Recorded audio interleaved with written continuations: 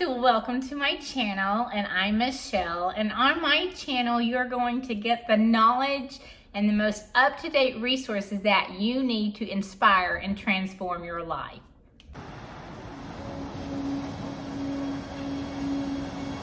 In today's video, I'm going to discuss why change is so hard. Most people have an idea of what to do or what they want to change. The challenge comes in that so many things with who we are unconscious. Studies show that by the time we're 35 years of age, that 95% of who we are, the way we talk, the way we think, the way we feel, the way we behave, the way we react, are all a set of unconscious programs.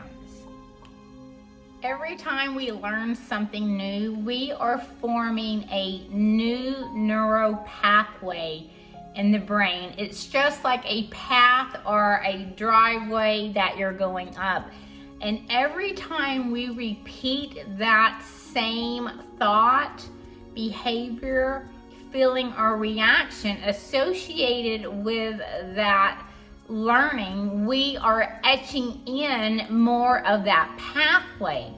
That is why it is so challenging to change old habits. The habits are associated with a pathway wired into the brain. Imagine driving to work the same way you do every single day. You are less aware, you're pretty much on autopilot. Often you might miss an exit or you might be thinking about something else. You can pretty well multitask and be on autopilot and make it to work safely. But imagine if for some reason you had to take a different way to work. On that way to work, you would be more conscious, you would be more aware, you would be thinking about where might be the next exit, you would be paying attention to the signs to get to the destination in which you're going. I know often as I'm traveling to a destination on autopilot, I don't even read the signs. So if someone were to ask me directions via what signs come next, I often cannot tell them or describe to them the exits because I realize I'm on autopilot. I've been traveling that same pathway or streets for so long, I don't even know. I'm just on autopilot when I get into my car and drive. The good news is we can create a new pathway. So say you were going to take that different route that you had taken to work the following day or another time or two, you are literally creating a new pathway in which that will override or divert away from that old pathway that you have. The secret is to focus on the solution or creating another pathway instead of focusing on the old pathway or the old habit in which we are trying to change. Say you want to lose weight. You would focus on the solution rather than the problem. What you would do is you would focus on researching foods that you like. You would research meal plans or maybe the efficiency of how to prep your meals. You would maybe research and make a schedule of how to do your meal prep. You would think about the exercise or activity that you like to do, because if you don't like the foods that you eat and you don't like the exercise that you've chosen, you won't keep doing the program. Instead of focusing like so many do, where they actually focus on the foods that they feel that they're giving up, and they feel like the social connection or the time that they'll lose if they have started a new exercise regimen. Repeating these new routines will create a new pathway in the brain. Studies say that it takes 21 to 30 days to form a habit, and that is what they're talking about, literally creating a new brain pathway, a new neurocircuitry in which to travel down the road. The information or the messages that you're receiving, the thoughts and things, that's actually your neuro pathway. So each and every day that you get up, even if you don't want to, and you put on your tennis shoes and you eat that new plan and you make those meals that you've chosen to make and you stick to your plan, each and every time you do that is a win. It's not so much the days as the number of repetition that you've given to the new habit that you're trying to form. The circuitry is based on the number of times driven down that path, or just like taking that road to work. The more times you take a new path, the easier it gets, the more ingrained it becomes, like a fingerprint on the brain. When we fall back to that old habit, it's okay. It just means that that old habit has a greater pathway than the new habit. Understand, it's not willpower and it's not that you're a failure. All it is that you've got to create and just keep going down that same path and give yourself grace. Giving yourself grace and allowing it to be okay without beating up on yourself, and knowing that you got this, that you can create a new habit, because all that it is, it's just science. All that it is that you've got to travel down that path just a few more times. And when you give yourself grace, you'll get there. Studies show that the brain does not know the difference between a thought of something happening, or that you are physically and actually in the event, or actually performing the event. There are so many times that athletes actually use this. There are athletes that get injured, and during their period or time that they're away from the sport, they are trained to mentally rehearse as if they were playing the game, as if they were dribbling the basketball, as if they were receiving that football, as if they were making a touchdown. Whatever that they're doing, they are told to mentally rehearse. It is creating the neuro network in your brain.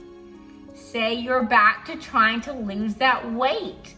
You're going to do the exact same thing. Though you are making your meals and though you're exercising ahead of the event, think about how excited or how much you are going to feel good about yourself when you work out, when you eat that good meal. And as you begin mentally rehearsing or programming your brain with those new pathways, you will find yourself literally inside that exercise without dreading it. You will literally find yourself not fighting that donut that you thought was willpower. It's just creating that pathway. There was a study where they took a group of golfers, and one set of golfers were just told to play golf like they normally played golf. And then group B was told to play golf and mentally rehearse ahead of the game of their strokes, their hits, and visualize how their shots would go and the distance. And they were told to do this for a period of time. And at the end of the study, the group B did remarkably better at their golf games than group A, who just practiced and played golf. Another study, there was a group of piano players, and they took one set of piano players and they told them to just play the piano chords like they normally would play. And then they had one set of piano players that they were told not to play any at all and just mentally rehearse. And then they had group C piano players, and they told them to mentally rehearse ahead of their playtime that they would be able to play for their event. And at the end of the event, to no surprise, Group C did remarkably better at playing the piano.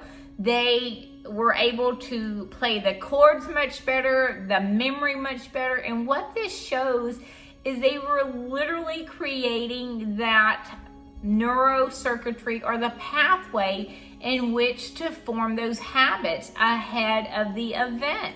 Another study showed that they took a group of participants and they were told to work out.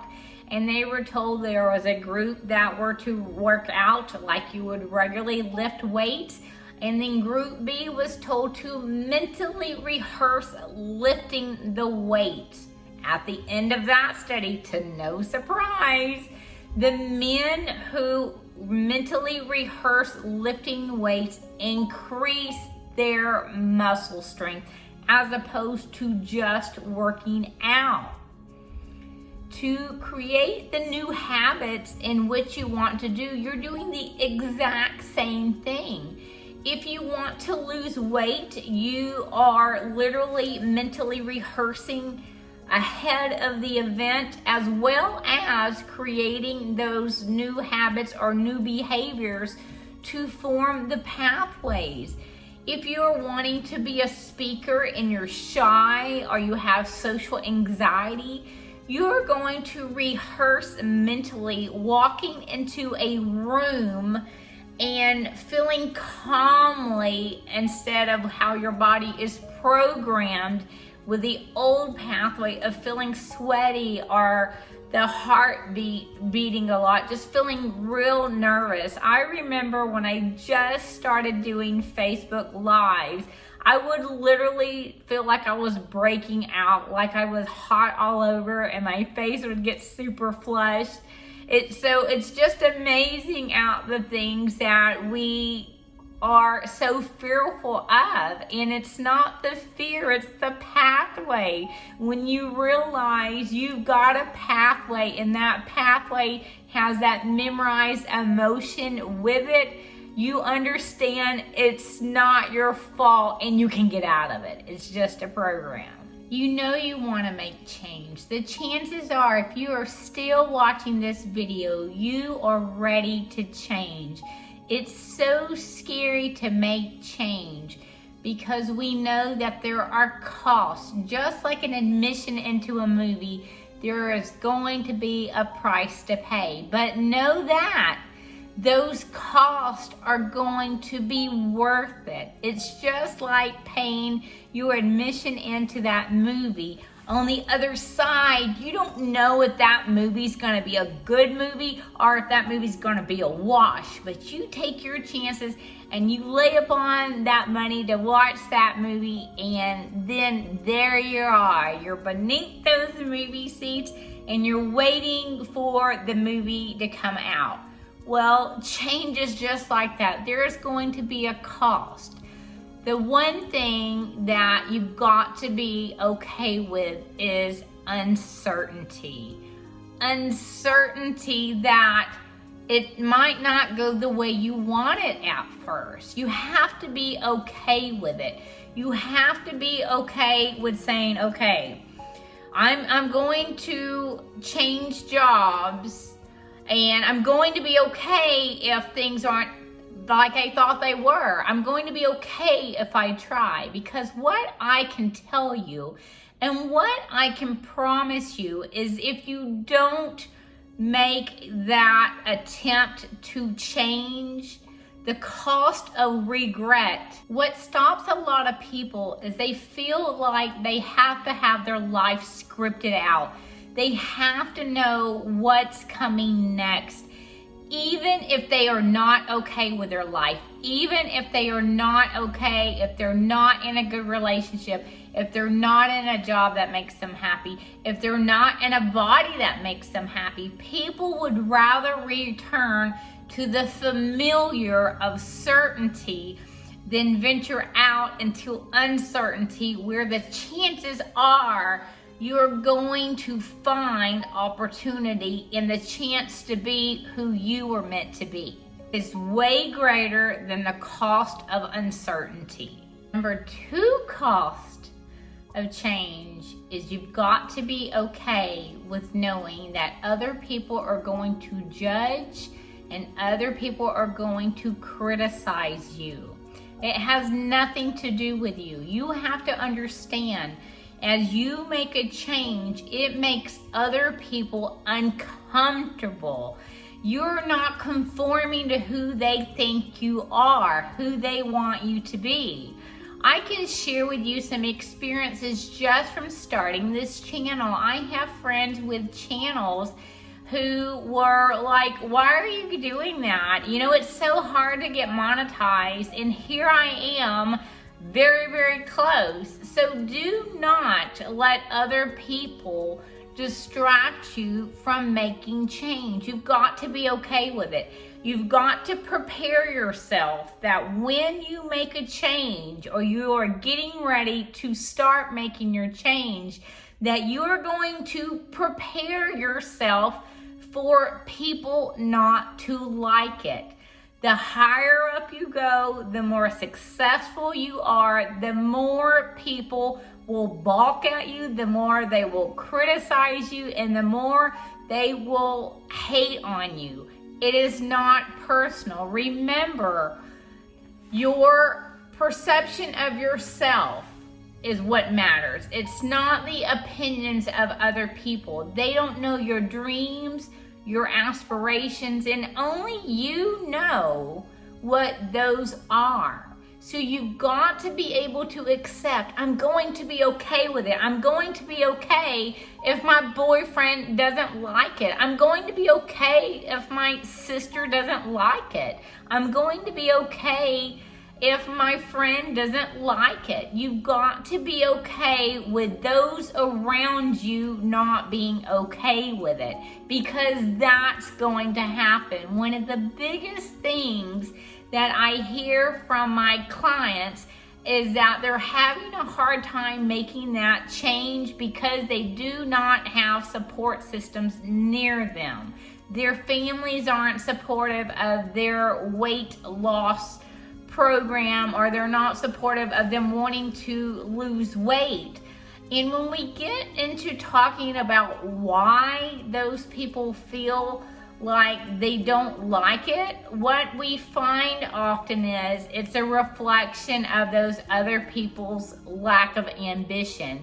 They're often people who have struggled with weight or struggled not reaching a goal, and here you are. You're someone with aspirations and dreams and goals, and you're ready to go. Even if you don't know how to do it, you're fearless often, and you go, and that makes people uncomfortable, seeing that you can go without having someone to support you. And I promised you, and I do promise you, that if you are willing to walk alone in the beginning, when you get to the top of the mountain, even before you get to the top of the mountain, you will attract the people in your life that you need to hold your hands and be there for you. Because as you see, as you get more successful, as you reach your goals, you're going to have others to collaborate with. They are going to help you. They are going to guide you. They are going to cheer you on. And they're going to be there for you as you get to the top. Don't you not make that change because someone's not supporting you. Your husband's not supporting you. Your family's not supporting you. Don't you look out tomorrow, 10 years from now, and look back with that regret because you let someone else's opinion or judgment stop you from being the greatest person that you were meant to be.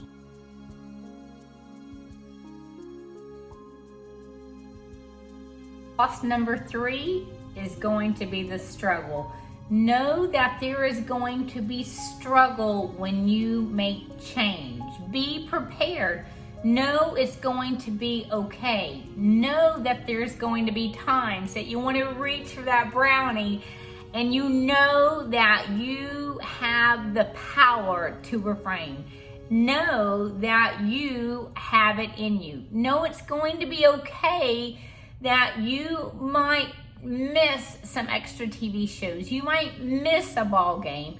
You might miss a social event because you needed to work on something for your channel, or that you needed to work on a project to grow your business. But know that if you will stay in the boat, you will get to shore. Know that the growth is in the challenge. That's why not everybody grows. Not everybody gets to the top. There's so much room down below. And know that there's room for you at the top. The power is in the struggle.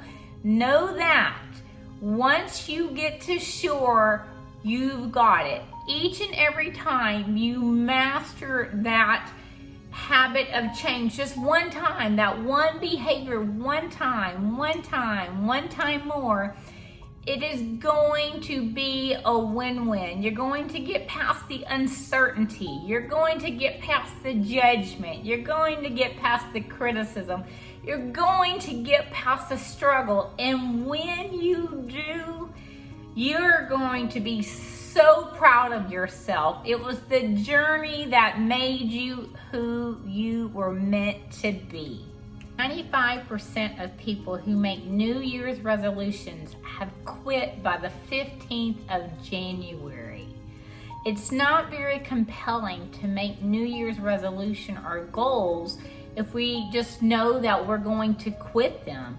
The big thing is you've got to really think about much more than your resolution. It's not very compelling to say, ooh, I'm going to lose weight, or I'm going to make some more money, or I want to have a better relationship. You've got to start with a vision. Your vision is just like the floor plan for you building your home.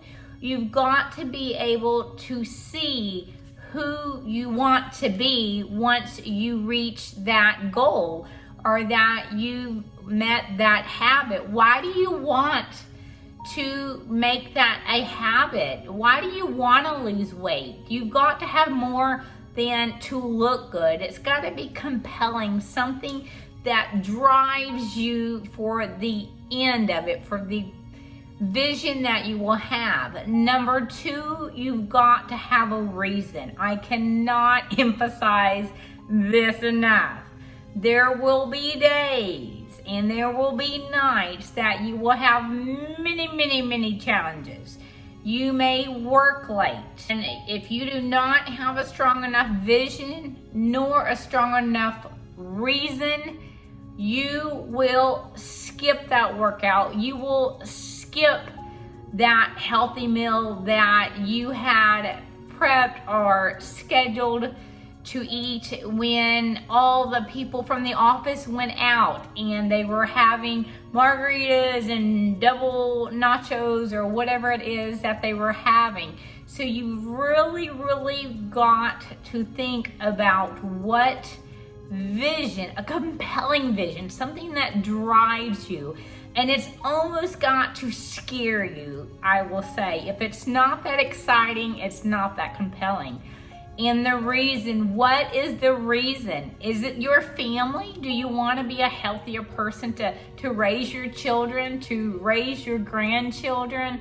Do you want to make more money to have a charity, to build a foster home? What are your ambitions? What are your reasons why you want to make that new habit a habit? Vision plus reason equals long-lasting change. Think about a time that you really wanted something. Maybe it was your first car, your first motorcycle, your first mountain bike, but you really wanted something.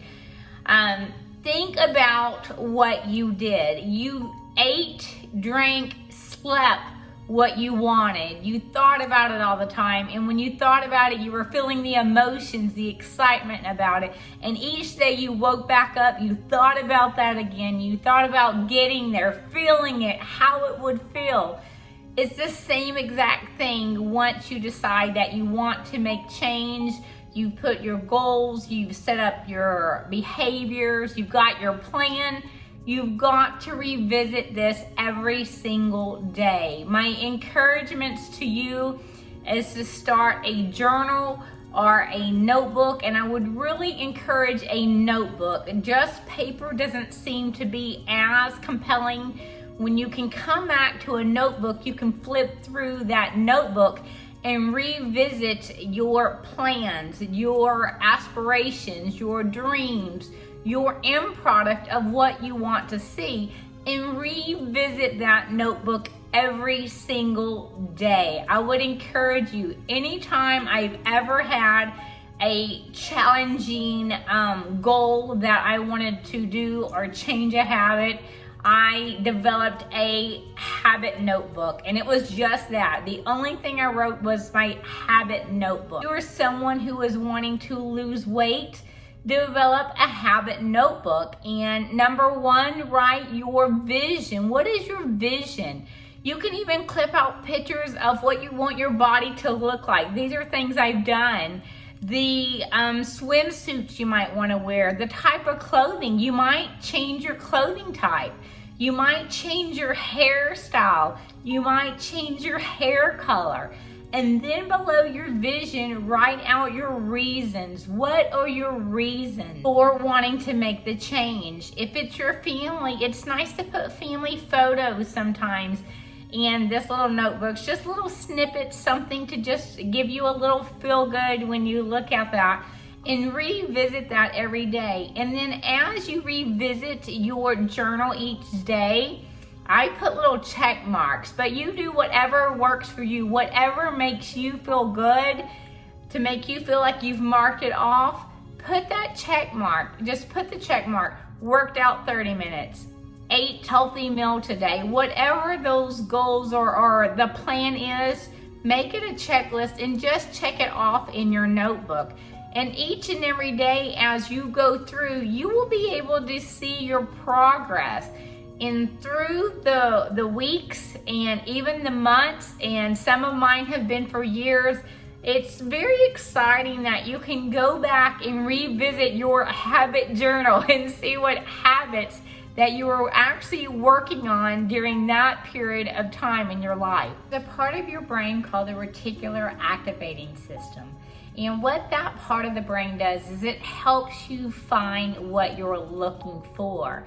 Ever get a red car and notice that there were just red cars everywhere? Or ever get a dress and notice that there were so many dresses similar to your dress, or anything in particular that you ever got that there was more of the minute that you got something?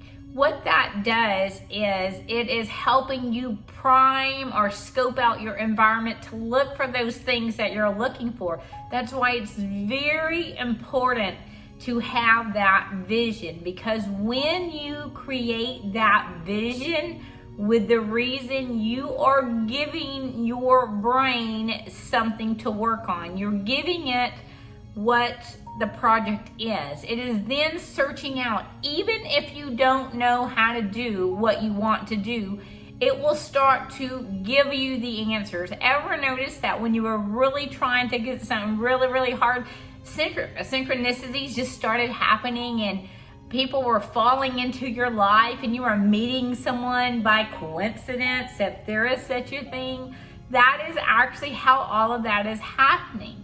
So to recap, for every change that you want to make, you've got to create a new pathway. Every new thought, or every time you learn something new, you are creating a new pathway in the brain instead of stomping on the pathway that you currently have, which is your old habit. It's just like traveling back on that way to work or the way home where you used to live, how it's that same old trip. But as you create a new pathway, you start to develop and you start to create the things in your life to bring you closer to reaching that habit. So if you like this video, and want to hear more videos like this, don't forget to hit the like button, subscribe below, and I'll see you back in the next video.